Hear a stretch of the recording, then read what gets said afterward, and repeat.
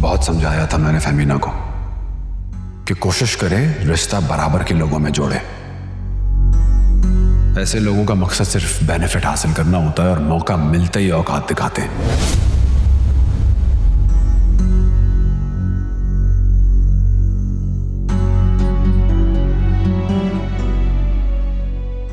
Ma'am जी ठीक है, मैं आपको कॉल कर दूंगी, आप मुझे लेने आ जाइएगा। जी मैम ठीक है।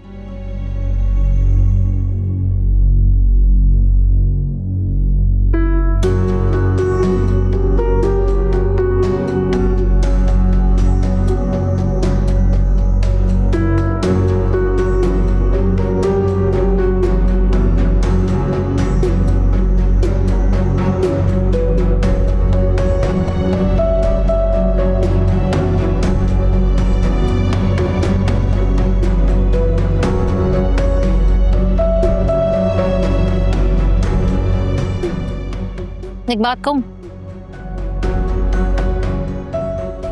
तुम ना जरा ओवर सेंसिटिव हो रही हो। ये बात वकार ने अपने बहनोई के लिए कही थी, तुम्हारे लिए नहीं।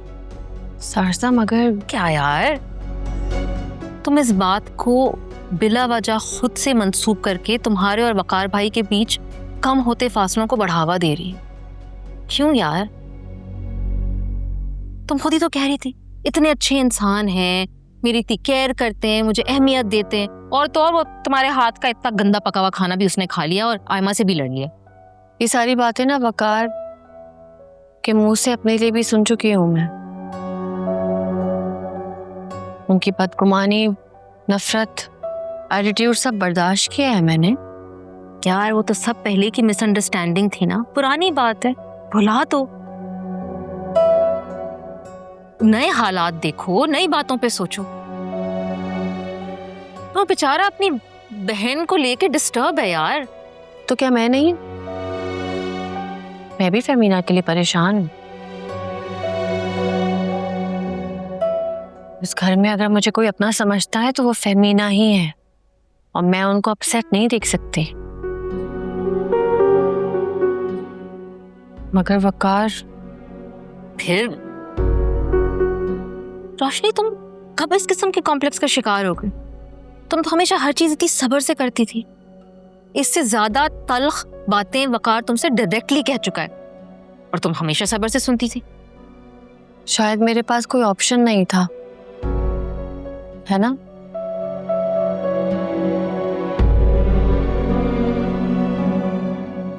तो यही मेरी बदकिस्मती है, और इसको मैं अब ओन करती हूँ। और अब ऑप्शन है? सब्र खत्म हो गया या फिर वकार से मोहब्बत हो गई?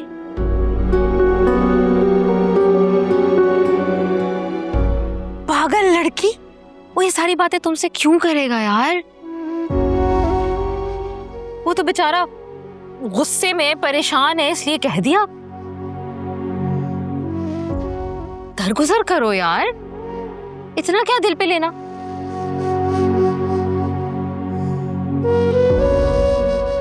अच्छा चलो चाय पियो, मुट्ठी करो अपनी।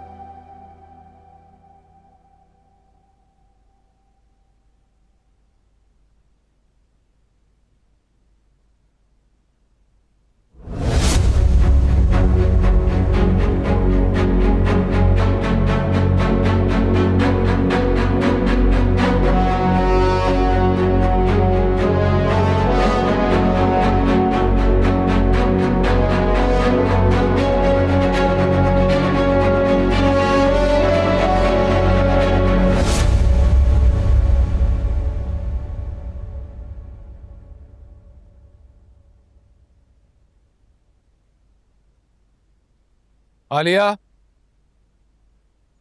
आलिया। जी साहब। रोशनी बीबी कहाँ है? वो तो अभी तक घर नहीं आई। अभी तक घर नहीं आई? चाय पिला दी मुझे। ठीक है। आलिया, जी। ये देखिए।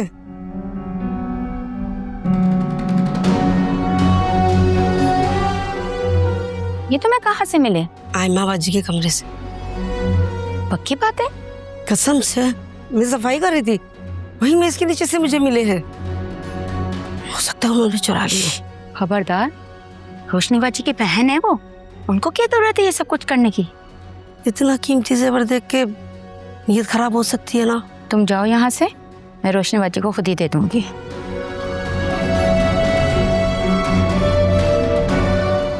शुक्र है उसने वकार भाई के सामने नहीं दिए, वरना एक और नया झगड़ा शुरू हो जाता है। पहले ही बेचारी रोशनी बाजी की जिंदगी में कम मुसीबतें हैं।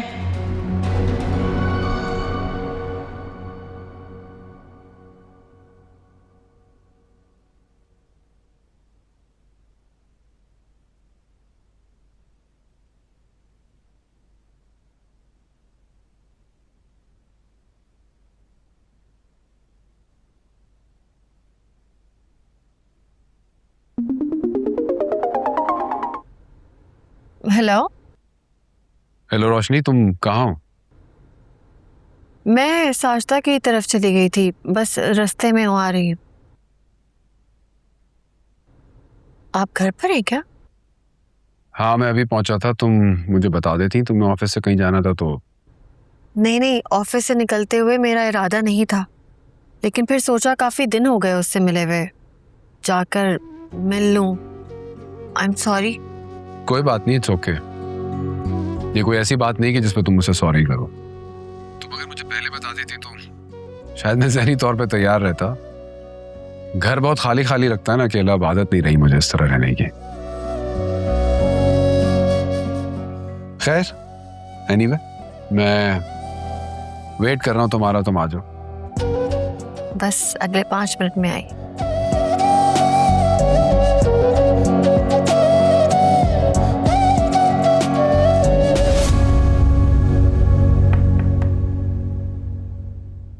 क्या मैं अंदर आ सकती हूँ? जो कहना है वहीं से खड़े खड़े कहो।